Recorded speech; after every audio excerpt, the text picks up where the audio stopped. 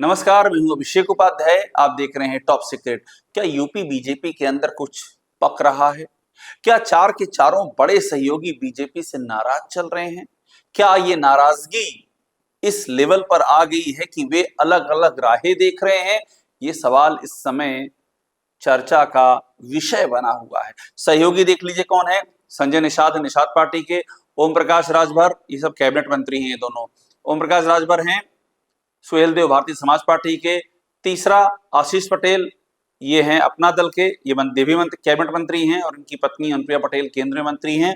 और चौथे आरएलडी के भी अनिल कुमार यूपी में मंत्री हैं। ये चारों की चार जो पार्टियां हैं, क्या इनको लगने लगा है कि बीजेपी की जड़ें कमजोर हो रही, इसलिए अब विकल्प देखना चाहिए? इसकी चर्चाएं बहुत ही तेज हो रही हैं। और ये इसलिए भी है कि ये सारी जो पार्टियां हैं, ये बड़ी इस मामले में मौसमी पार्टियां मानी जाती हैं। मौसम को देखती हैं, हवाओं को देखती हैं और उसके मुताबिक अपना रुख तय करती हैं।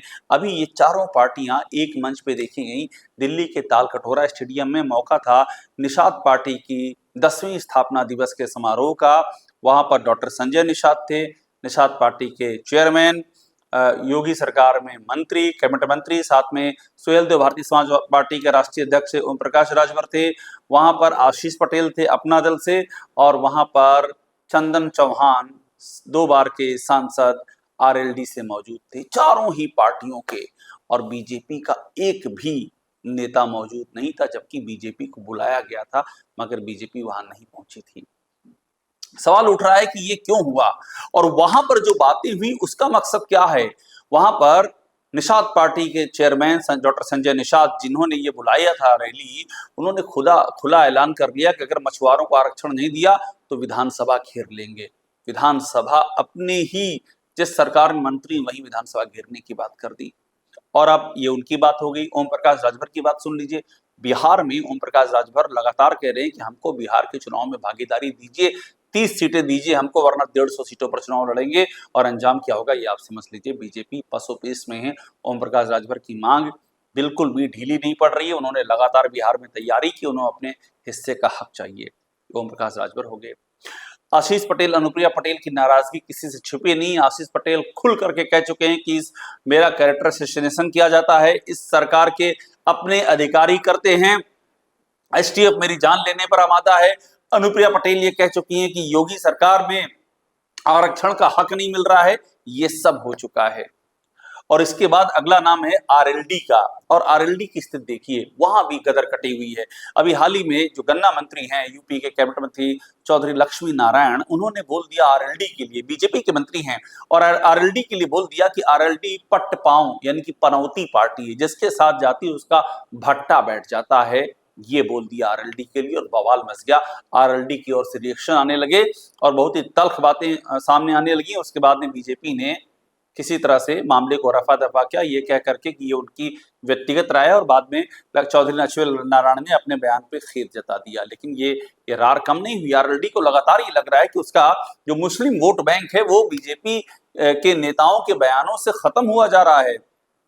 2 बार इसका परिचय दिया है आरएलडी के मुखिया जयंत चौधरी ने। एक बार जब नमाज की बात कही गई कि जो मुसलमानों के नमाज को लेकर के जिस तरह के बयान आए अधिकारियों के, उसको लेकर के जयंत चौधरी ने कहा ये तो ऑरवेलियन स्टेट है।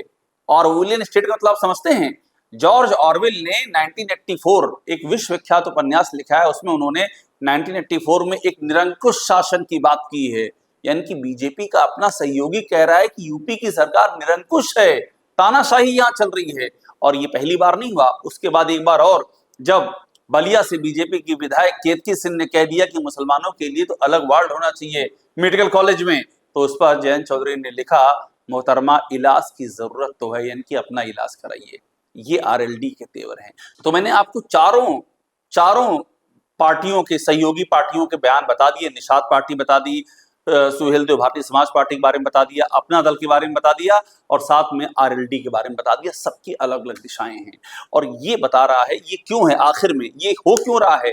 इसलिए हो रहा है कि सूत्र ये बताते हैं, इन पार्टियों को लग रहा है कि बीजेपी की जमीन खिसक रही है, बहुत तेजी से खिसक रही है। जिस तरह से यूपी में एक जाति विशेष की सरकार चलने का आरोप है, और योगी आदित्यनाथ इस आरोप के केंद्र में है। जिस तरह से यूपी में प्रशासनिक निरंकुशता के आरोप खुद बीजेपी के मंत्रियों को, बीजेपी कोटे के मंत्रियों को धरना देना पड़ रहा है, ये बात सामने आ रही है। अराजकता है, भ्रष्टाचार के एक के बाद दूसरे आरोप हैं, पुलिस स्टेट की बात हो गई है और हर बात में हिंदू मुस्लिम जमीन तक कुछ पहुंच नहीं रहा है, लोग परेशान हैं। सबको ये लग रहा है, उधर अखिलेश यादव का पीडीए का एजेंडा चल रहा है, सबको ये लग रहा है कि अगर पाला पलट गया 2027 में तो इन सबका क्या होगा।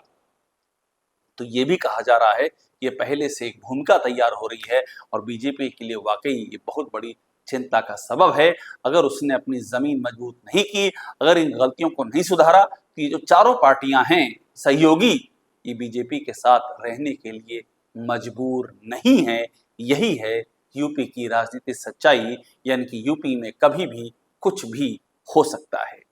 टॉप सीक्रेट को देखते रहिए, लाइक कीजिए, सब्सक्राइब जरूर कीजिएगा।